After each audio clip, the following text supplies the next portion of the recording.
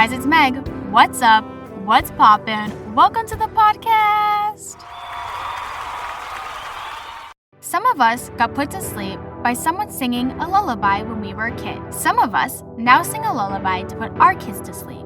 But what are lullabies and why are they so dark? We're going to talk about that today because have you ever listened to the lyrics? They are creepy, they are dark, and we're going to dive into some of them. But we're going to start the podcast off with some general facts and information about lullabies as a whole. And the first source we use is nurseryrhymescentral.com. Which know what you're thinking, Megan. Nursery rhymes and lullabies, what are they? They are different. Next week's podcast episode is actually going to be digging more into nursery rhymes and how dark they are. But just a little fun fact, all lullabies are considered nursery rhymes, but not all nursery rhymes are lullabies. I know, it's confusing.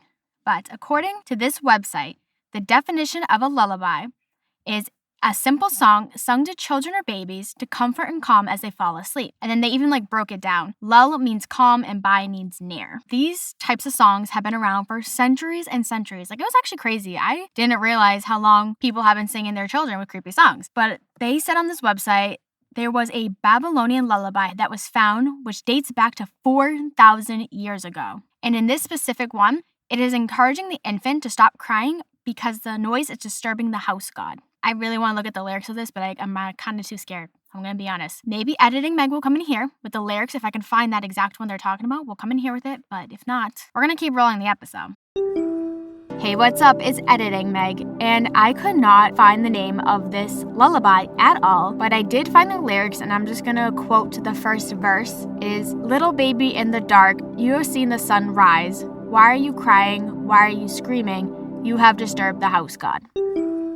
Lullabies are found in different cultures, and most of them express love and hope for a child. Some cultures, lullabies are sung as a charm or spell of protection, and others, it's like a prayer. Now, maybe this is the musician in me, but I found this next fact so interesting. So here's a little music fun fact for you. Most songs are written in 3/4 or triple meter, which mocks a rocking rhythm, like a cradle, a parent's arms, or the motion of being in the womb. Isn't that crazy? I never processed that or understood that. But lullabies are literally in 3/4, which just means you're only, I don't know how to describe this in a music sense, not too big fancy words, but basically just count to 3. You just go 1, 2, 3, 2, 2, 3, 3, 2, 3, 4, 2, 3.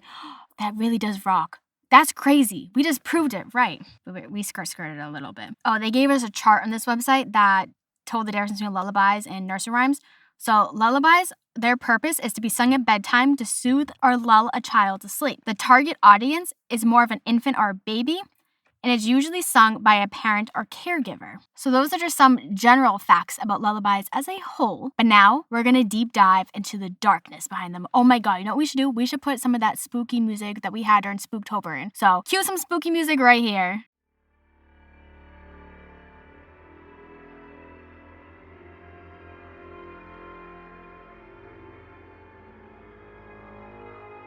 So this next website is from pbs.org. Yep, you heard me right, pbs.org. This website said that lullabies are a reflection of a caregiver's emotions, which is why they're so dark. Babies only respond to the voice, rhythm, and melody. And then this is a direct quote from the website, but it says, lullabies are the space to sing the unsung, a place to say the unsayable. You can express the feelings that are not okay to express in society, which makes sense. You're a baby, you don't really understand words yet, can't really speak them.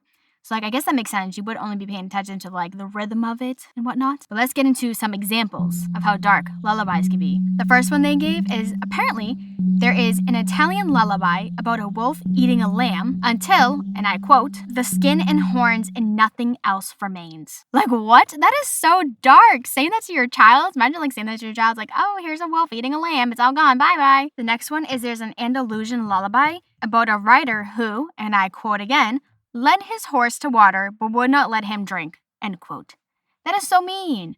Oh, here's some water, but nope, you can't have it. The next one that they gave as an example is a Turkish lullaby about a mother mourning. Oh, this one's really dark. I should put a disclaimer in.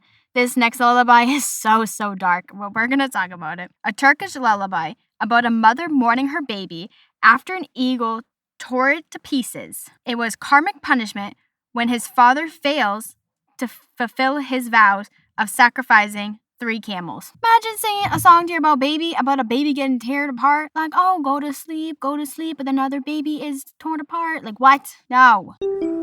So I was trying to find the name of the 3 lullabies, but the only one I could find was the Italian one, and that is supposedly O Veni Sonu. Definitely didn't pronounce that right. But I could only find the lyrics of the other 2. I could not find a name at all, which I thought was weird. But maybe because lullabies are done through word of mouth in the past, so maybe the names got lost, but the words didn't. I don't know, but that's all I found. And those are just some others. We're going to talk about some here in America, which is the very first one. Oh, I used to hate this one when my dad sang it to me. I still hate it. I never liked it. I used to cry every time he sang it to me. It is just so dark. And it is Hush Little Baby. This song includes broken mirrors, fallen horses, and mockingbirds that don't sing. Like, what? It's so sad. It's like, hush little baby, don't you cry. Mama's going to buy you a diamond ring. And if that diamond ring don't shine, Mama's like, no, I don't like it. I hate it. It's so sad. It's about all these things that could go wrong and that are wrong. And it's depressing. The next one that's an American lullaby is Rockabye Baby, which ends in death or injury since the cradle falls, which they said this is a reflection of cradle death fear. So that's why they sing it, Rockabye Baby, scary. And the last lullaby, which isn't really a lullaby, it's just a song. Kind of, sort of. It falls in the category, but it doesn't. They gave it as an example. But it is called something that we all probably heard of before, You Are My Sunshine. Which you may be thinking, Megan, how is that a sad song? But here's the thing. You Are My Sunshine is actually a lot longer. There is a lot more verses sung that we don't sing ever. We only sing the beginning part, you are my sunshine, you make me happy when skies are gray. But it goes on, it goes darker. It's very sad. I don't want to put it in here, 1, because of copyright, and 2, it's just really sad. But if you've never heard of it, look it up. Look at the other verses of You Are My Sunshine. Depressing. They're sad. It blows my mind how dark these are, but I guess they all do reflect some kind of fear that we would have as a parent.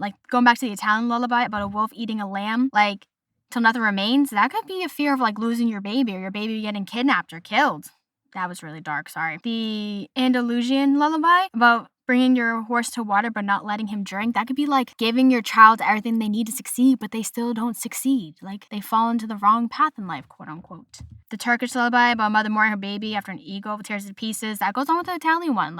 They could be scared that their baby gets taken away, their baby dies. Very sad. Hush Little Baby, that's another one. What if that's probably reflecting the fears of you're giving your child everything they need, but what if they break? What if they don't work? What if it's not the right thing? Parents have a lot of fears. Respectfully, they should. But it's crazy because you never realize how dark lullabies are until you're older and you're singing them. You're like, wow, this is crazy. This is dark. Rockabye Baby, the cradle falls, comes crashing down. You're like, wow, why did I just sing that to this child? But the child went to sleep because that's the whole point of lullabies. So the next time that you're singing a lullaby to someone or you hear someone sing a lullaby to their child, just know they are pretty dark if you think about it, but your baby doesn't really understand it or should not understand it, hopefully. Thank you for tuning into this week's episode of Hey Guys, It's Meg. You can follow Hey Guys, It's Meg _podcast on Instagram for updates and good times.